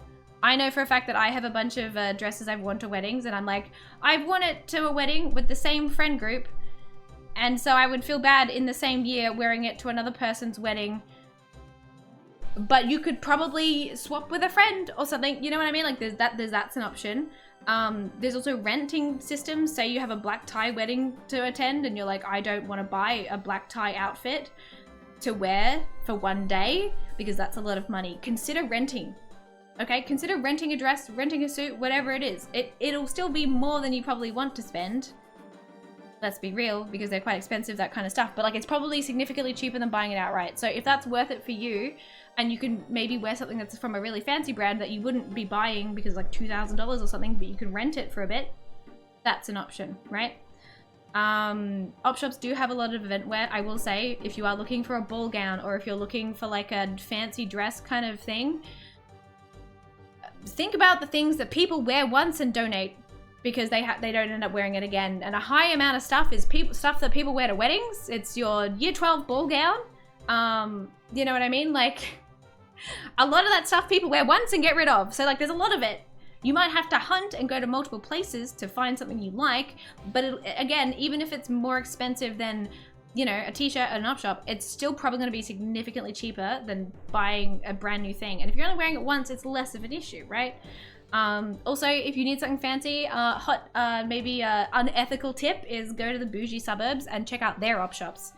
In which, again, it will be more expensive, but you can get designer items that they've basically never been worn for way less. They're more expensive by quite a bit. They're like consignment shop prices, but, you know, that might be a good option for things, depending on what you're looking for. So, like, keep that in mind.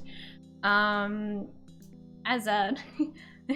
as a little fun option, I feel, you know, and yeah, have a bit of fun with it.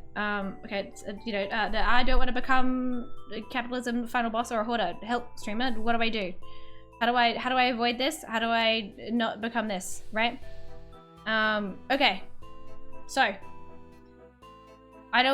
I've started you all going shopping, but I don't want you to then buy so many things that you have no space and no money and you're, you know, the little hobo ant on the street, except you've got a big pile of clothes. Okay, so sometimes, for those of us who love shopping and are probably going to go overboard like me, sometimes taking a photo of the cool thing or cool dress or cool outfit and having a photo of it gives you the same brain happy chemical as owning it. Because often you buy the cool shiny thing and then you go home and go, I've spent $100 on this and I'm now going to put it in the corner and never think about it again.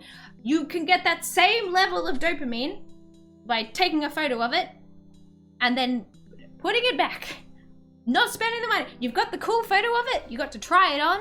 I will often say try it on, take a photo or three, and then put it back.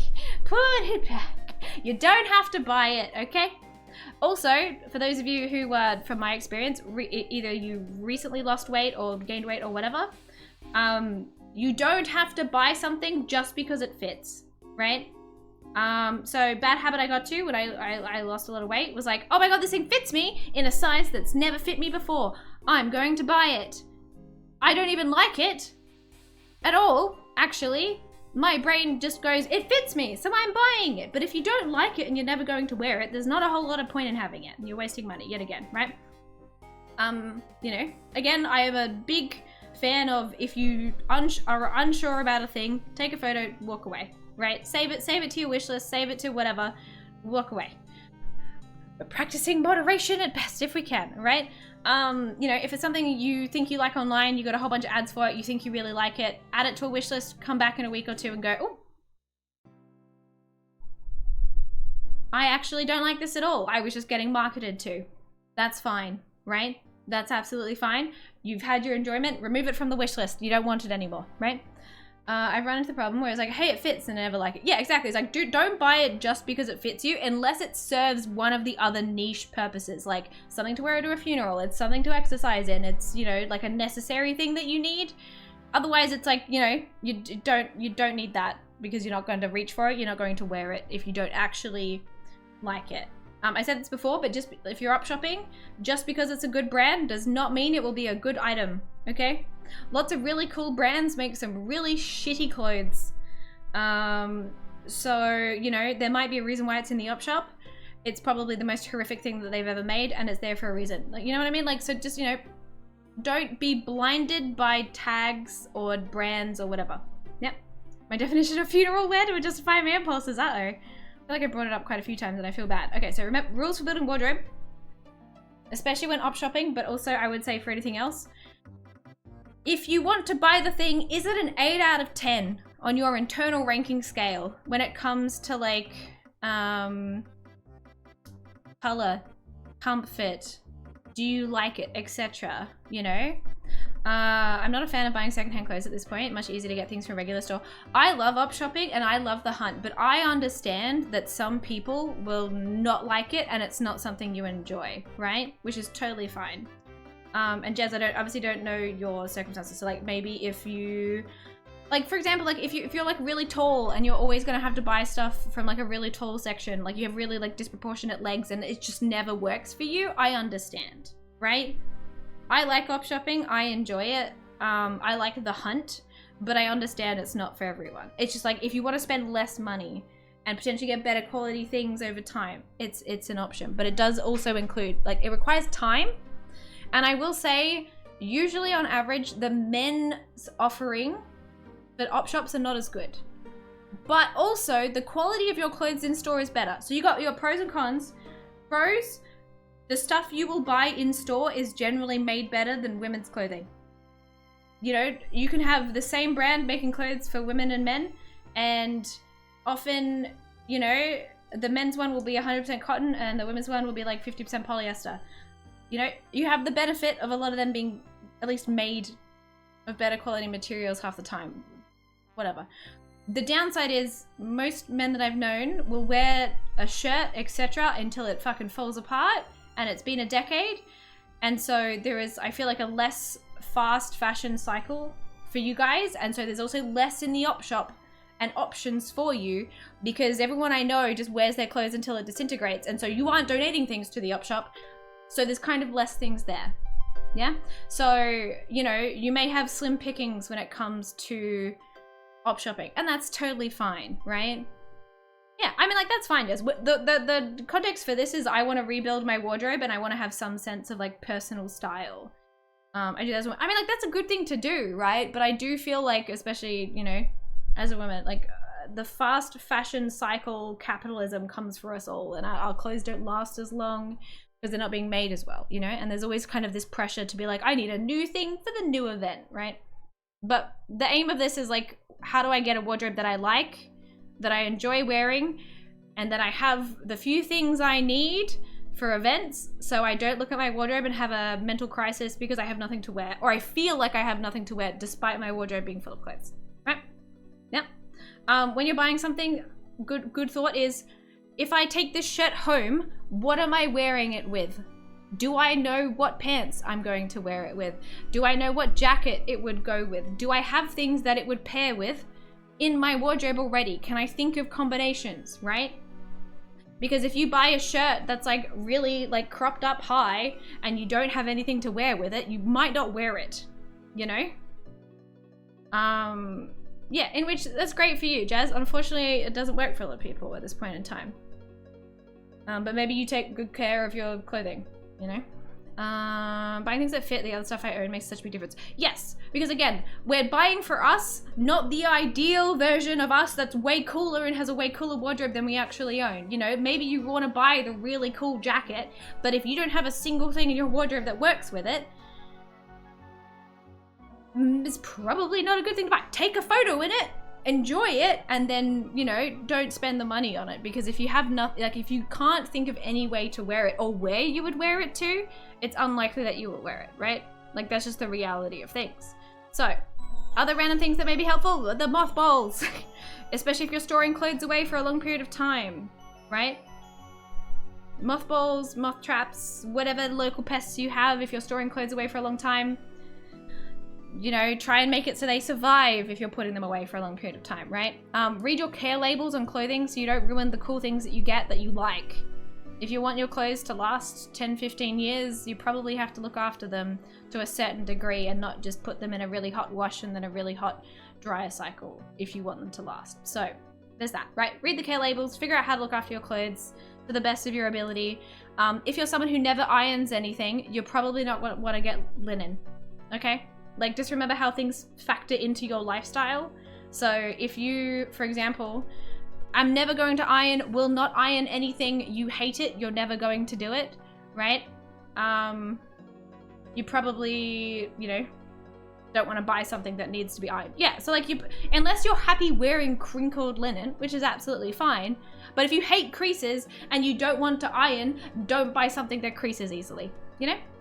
You know what I mean? Like, if that's an issue, don't buy the things that are going to cause you that headache. You could ruin a jumper on a cold wash, Cougar, by putting on a really fast spin. Like if it's a wool jumper, because there are two things that ruin wool, which is friction and heat. So, am I going to sneeze? Oh. Yep. And mine says high school home ec class. I used to iron a hell of a lot more. Now I'm sewing because it turns out every second thing you do, you have to iron, which is a bit annoying. Yeah, so read your care labels, look after them so they last. You know, it doesn't matter where you've bought them from. It doesn't matter if it's fast fashion or not. You can make things last a long time if you look after them, right? Remember, you can return things if you don't like them. Keep your receipt. Return them within the return frame. Don't waste your money, please. If you can return them and you don't like them, go and return them. Don't waste your money and shove it in a corner for God knows how long, okay? Don't do it. Also, you can tailor clothes, okay? I was talking to Vondel and he mentioned this for like a lot of men's clothing. Like you can make clothes look a hell of a lot better on you with a little bit of tailoring, you know? A lot of it's just like some small adjustments that will make things fit you better. And if you have less clothing and you want it to fit you nicely, that is probably something you can consider, especially if you're like, hey, I have a really weird proportion shape and I do need my clothes to be tailored to fit me better because I just, you know, it's stock standard off the shelf, just always looks a bit silly. That's maybe something you should consider, right? Obviously expensive and a luxury, but if you're looking for things to fit you nicer and to feel better in them, maybe that's something you need to factor in when you're looking to get clothes, right? So buy something a little bit bigger that fits like one bit so you can get it tailored in. Also, another thing for tailoring, just remember that you need to have, it needs to be tailorable. And by that I mean like some stuff will not have any seam allowance and so they can't let it out any bigger if there's nothing for them to let out. So depending on how it's sewn together, that's going to be a more complicated thing to learn than me just telling you it. But, you know, higher quality items will usually have larger seam allowances and larger hems to have the availability for tailoring. Fast fashion is usually like it's sewn as, you know, direct as possible. And so you can't really tailor it out. Like you can't really let any seams out because there'll be nothing. You can make it smaller, but you won't necessarily be able to make it bigger, right? To fit you a bit better. So when you're buying stuff and you think you're gonna tailor it, it's better to go slightly up than slightly down. You don't want it to be ridiculous though, because proportions are still a thing. Yeah, also cherry on top, if the thing you think you're having issues with is not your actual wardrobe, but how you style your wardrobe, maybe it's the accessories. So maybe you want to play around with hats. Maybe you want to play around with earrings, jewelry, necklaces, watches, layering things, all of that kind of stuff. Where like maybe it's not the clothes itself, but it's how you put them together. You know, and maybe that's something you want to mess around with. I always recommend not 100% going for like, you know, costume jewelry if you can avoid it, just because it'll last you better. But something like stainless steel, you know, for most purposes is fine. Avoid plated silver and plated gold for most things if you can. If you want something silver and you want it to not be like, you know, whatever, buy stainless steel or something, you know, that'll be fine. But yeah, like these might be the things that you don't have and you want to, like, you know, fancy up your outfits a bit. Yeah, I'm allergic to nickel, Angie. You might also be allergic to nickel. I do think learning how to tailor your own clothes is great because it means when you go op shopping, it, like, you know, it has truly widened my horizons. I tailored in this jumper that I got and I added thumb holes. You know, that's something I could do because I learned how to sew. I'm a big fan, right? But I couldn't do that before because I didn't know how to sew. But now I know how to sew, I can do that. You know? Fun. You know? So there's that. There's that.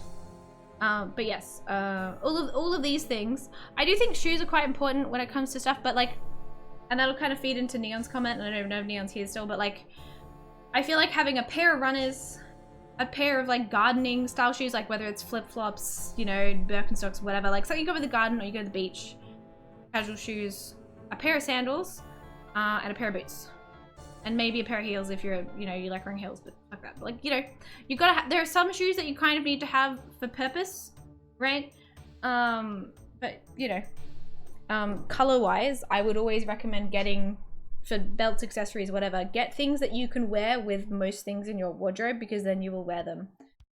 Buying anything that only has one specific niche combination is probably not going to get worn unless you wear that specific thing as like a uniform, in which, you know, live your best life. Now, question time, discussion time, and I do kind of want to talk about the weird theory of men's suits and certain colors that mix and match, but I need to go to the bathroom and let the dog out. So if you have any questions, let me know and I'll be back in a second, right? Thank you for listening to my PowerPoint. Woo, it's a big red.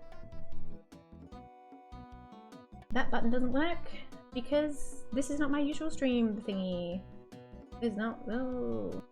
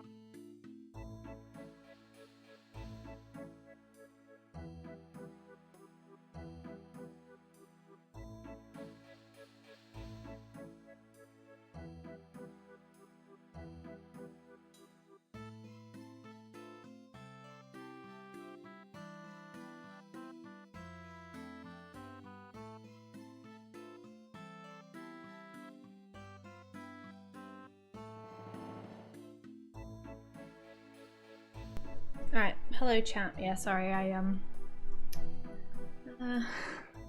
all of my things are cursed because I set up a new thing for this, so I had to, you know, got to stop switching between them all the time and moving all the things around. You know, then I didn't fix the other scene when I was at it. So yeah, any questions, any thoughts, discussions? You know, I'll hide it for you. It's because I had to make it smaller because I was covering part of it.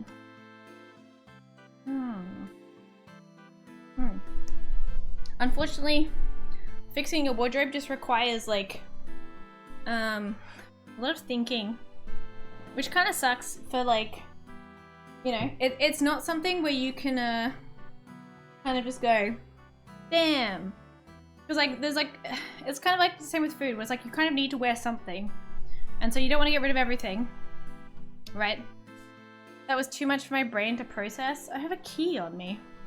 You know, planning, plotting, following through. I don't have one for you. Sorry, not on this scene. But good work, I'm proud. Like, I know it's a lot, but like there are kind of the main key things, which is just like, figure out what you like, figure out what you don't like, use that to sort your wardrobe, don't throw things out immediately, try a bunch of shit on, go from there, you know? God, that sucks being million, but yeah, getting things tailored is often worth it. Or just like chucking on a belt, if that works, right? But that one size trousers sounds awful because so it was a great PowerPoint. Thank you. I mean, like, this is just me like putting shit together during the day and putting all of my ideas as someone who's, you know, changed their wardrobe quite a few times and has figured out what I like and what I don't like, you know? They were too wide on the leg. Oh, I see. Yeah, but like I do think even if you don't necessarily like fashion for fashion's sake, it's been fun, Gimris. It's been fun if you are interested in fashion and unfucking your wardrobe. Basically. But I do think being more confident in what you are wearing and wearing things you like when you go throughout the world, rather than either feeling self-conscious or not being comfortable or whatever it is. Like, it doesn't have to necessarily be style for, you know, fashion Instagram kind of thing. Like, I do think liking and being comfortable in what you're wearing and not having to stress about what you have to wear to things, like having things you like, knowing what you like, and not having an existential crisis when you look at your wardrobe is nice. Feeling like you have things to wear, feeling confident in the clothes that you do have. You know? I'm in the awkward phase of weight loss, so things aren't fitting as well, but not quite the size below is a lot of good advice. Yeah, like genuinely, like I guess the biggest thing if you are losing weight at the moment is like, op shopping is a hell of a good way to find things for the in-between phase. Even if you don't like op shopping, you know, again, I do think it is harder for men to op shop than for women because there's just less options. Or yeah, just learning how to either use pins or sew a little bit or, you know, whatever it is. Yeah, I do think it's, yeah, because if you're going through like a wardrobe transition where it's like you're losing weight, but you're probably going to lose more, you don't want to have to rebuy an entire wardrobe's worth of clothes multiple times over. You know what I mean? That is a lot of money, a lot of effort, and yeah, just not really worth it in general. But yeah, I don't know, I like fashion, and so I like dressing up, and I like feeling good in my clothes, so it's always one of those things where it's like, I feel like when you're confident in what you're wearing, it does really help. Because being self-conscious in what you're wearing for whatever reason, I feel like the mental load of that always makes things so much worse when it comes to like confidence and stuff like that. So it's nice to just not have to worry about that as a baseline, right? And if it just means you have to just put a little bit more time into just the preparation and picking up a few things that make that easier, I think it's well worth it. You know, or maybe you just want some jewelry or like a, you know, some cool sunnies or something. So even if you're wearing like an all black outfit, you can be like, but I have a cool necklace and I have like a bright orange pair of sunnies, and so I feel fancy even though I'm wearing all black, you know? Whatever it ends up being. But yes, there are, for men's dress code stuff, I get a bit bewildered when people ask me questions about that, because like women's dress code stuff is already confusing enough where it's like formal, semi-formal, tea length, cocktail, you know, and Neon is the one I ping as our resident expert of fancy menswear, where it's easier, but then the color combination stuff is the stuff that I don't really understand. And I don't really understand what the difference is between a regular suit and like a black tie suit, aside from one has like penguin tail or something, doesn't it? You know? Something like that. Comparatively, yes, but I feel like it still has the intricacies if you go like fancy dressing, right? That's important for formal wear. Men's suits, you want plain but not glossy black. Got it. We'll pair with every color of shirt and tie, then go charcoal or faint grey, then your dark muted navy, depending on skin tone, or maroon or a tan. You can mix and match jackets and pants, but for formal they should match. Shirts should be the opposite shade. Never mix patterns with shirts and ties. Okay, wait, so if you're wearing a patterned jacket, suit jacket, you want to have a plain tie and a plain shirt? I'm assuming? Yes, okay. Or if you have a really fancy patterned tie, plain shirt, plain jacket. Right, okay. Yeah, that makes sense. What's the so if I'm wearing a navy suit and a white shirt, what color is my tie and my belt and my shoes, ideally? Like navy, I guess.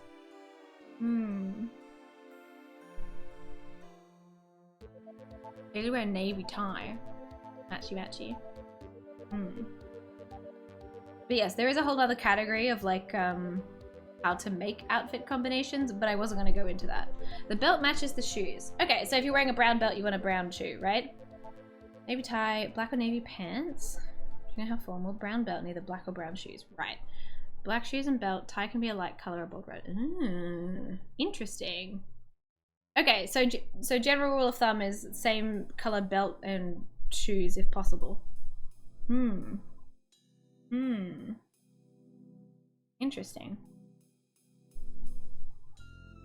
I don't know. I'm not really a belt wearer for like the purpose of wearing a belt, if that makes sense.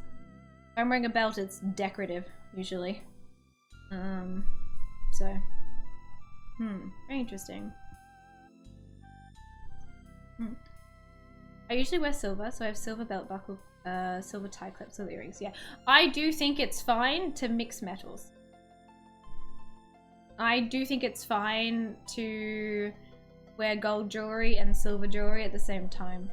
I do think if you're going for a really fancy thing, it's better to be cohesive, or if you're mixing metals, like mix it, you know, in a bunch of places, not just one, but yeah. Rules about jacket buttons. Enlighten me. This is not something I'm familiar with. Also have cufflinks and tie pins or lapel pins as accessories, which has my freedom. They're cute. Cufflinks are just like, they're like the little things that are here, right? The little like the buttonhole there, right? What are the jacket button rules? Double versus single-breasted jacket. Ooh. Because yeah, like there's a whole realm of men's fashion that I have not a clue about. And so when my brother's like, hey, what do I wear for this thing? I'm like, I don't fucking know. Googling it, you know?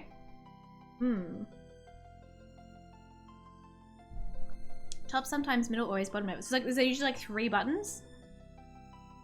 Right, so you never button the bottom button. That's some words. Huh. Why not? Why not? The only buttons is never understood to do up all the buttons at the same time. But 2 buttons ignore the top one. Okay.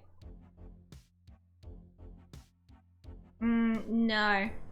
You're better off looking for cows, Nick. Went to a work awards night this week. White shirt, jacket from year 12 for work pants. Nice. Sometimes it's just, you know, you have them lying in your wardrobe because it's a rare event and you just need the things to wear, you know? Like, for example, I have my brother's suit that I wear for the funny PowerPoint day, you know? Top button is fine because it doesn't pinch your middle if you're more stockily. Right. One of the English kings, when suits became fashionable, was too fat to fasten all his buttons, so it's a leftover fashion protocol from that. Oh, I love that. That's really funny. So, on a 3-button jacket, you never want all 3 buttons done up. And if you're doing 2 buttons, you can do the bottom 2 or the top 2, and that's fine, as long as it's not all 3. Is that the go? What haircut should I get next? Not a clue. It's a question for chat. Not a clue. Unless it's time to go bald. You could always go bald, but then you'd lose the, you know, the meme, I suppose. You know. I don't think there are any other questions. Not all jackets though. Suit jackets and waistcoats. Yeah. Of course, it's also better for pocket watches, but it doesn't suit a tie bar. Tie bar is a little clippy bar, like on the thing, right? Is there any like law or logic to like how you tie a tie for certain scenarios? Like, is there any tying like logic for certain things? Because that's also interesting and something I know nothing about. I'm pretty sure whenever I have to tie my tie, I either get dad to do it or I Google how to tie a tie and I watch whatever the, you know, whatever the top thing is. I will be like, that one. I have no idea what that is, Offscallion, unfortunately. Or fortunately, maybe. Double Windsor, right. Well, you know, sometimes it's like that. So guys, well, you guys didn't have that many questions for me, so now I'm asking you guys questions.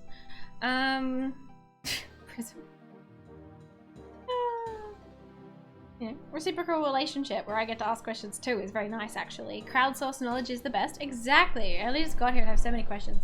Well, you've missed an entire PowerPoint on how to unfuck your wardrobe and how to think about fashion and clothes and stuff and how to make your wardrobe work for you, basically. I feel like I'm losing my voice a bit, but I think it's just because it's been very smoky today and burn-offs and everything. Pocket squares should be the same pattern of color as your tie. When do I have to wear a pocket square? What kind of formality level is pocket square? For someone who, when it's formal. Okay. Yeah, it's like, yeah, just any questions? And literally never. Okay, so it's like you're a fancy event and it's coordinated, right? Twitch partner anniversary, you're gonna wear a pocket square? Good on you. You know, hey ties, I'm comfortable with most things. For the same reason I don't like wearing like a really tight turtleneck or a choker like styled necklace or decoration, I also don't like wearing ties because I feel like I'm dying.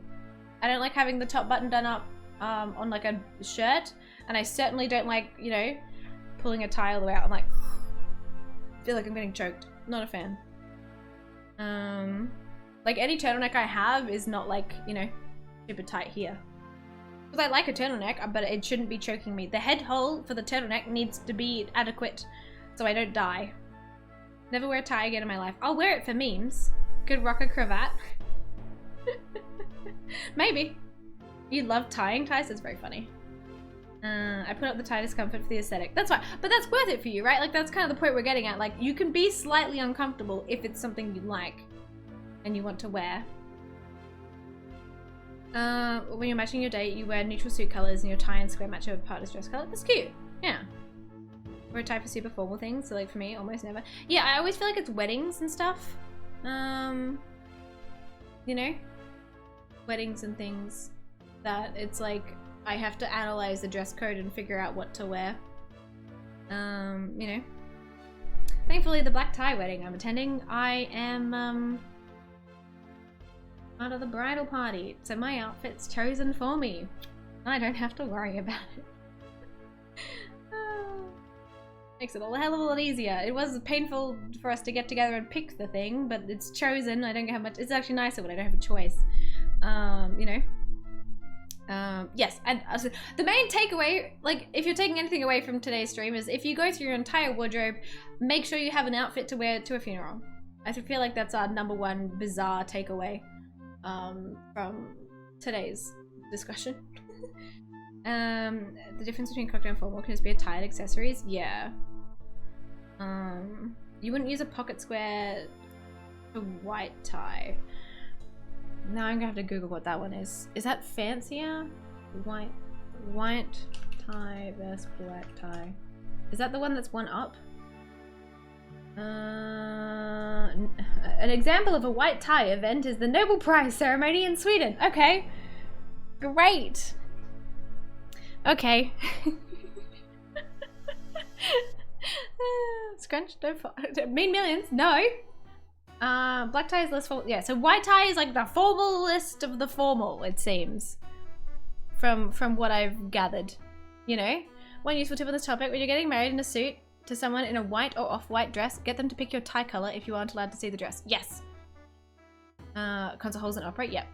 Any Swedish aristocracy? Never kept the fits on point or not? Yeah. White pants should only be paired with a black shirt. Why? Is this in a formal situation, Neon, or do you just think that's a general rule of thumb for everything? Yeah. I don't like wearing white because I am clumsy and I drink coffee. To be honest. Maybe you need to do your color analysis, Nick. Maybe you should do one of those. Okay, let me scroll back to. I'm scrolling back. You should do one of these things where you find out what your color season is. You know? Color analysis, color season, figure out what colors you like and looks good on you. You know? Or you can be like me and stubborn and not want to do it because I want to wear stuff that I like, you know? As I said before, I don't necessarily like this because I want to wear colors that I like, that I think look nice on me, and I feel like having some kind of set of rules is less fun for me. But for some people, maybe that's really handy, you know? But I vote just do it yourself and figure out what colors you like. And then, you know, look for those, yeah? Like figure out what things you like, what colors you like, what colors you feel and look good in, and then go for those. Just takes a little bit more work, but I like that more than being told. But I guess it depends. Maybe you want to be told what looks nice, so. Up to you, you know? Yep.